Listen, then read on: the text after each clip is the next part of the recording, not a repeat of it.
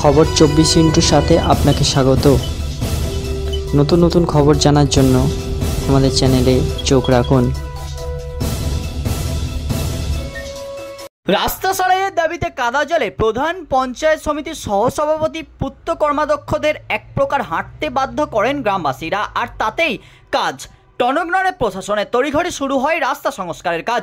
বৃহস্পতিবার রাস্তা সংস্কারের দাবিতে কাদা জলে প্রধান পঞ্চায়েত সমিতির সহসভাপতি পূর্ত কর্মাধ্যক্ষদের এক প্রকার হাঁটতে বাধ্য করেন গ্রামবাসীরা। এমনকি রাস্তা ঠিক করা হবে বলেও মুচ লেখা লেখানো হয়।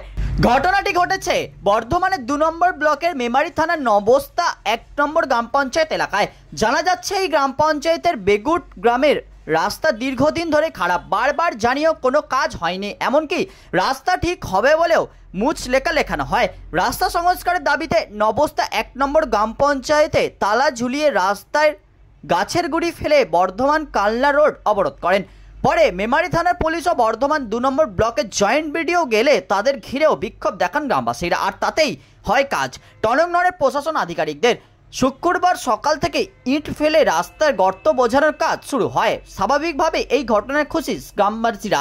ব্যুরো রিপোর্ট, খবর 24/7।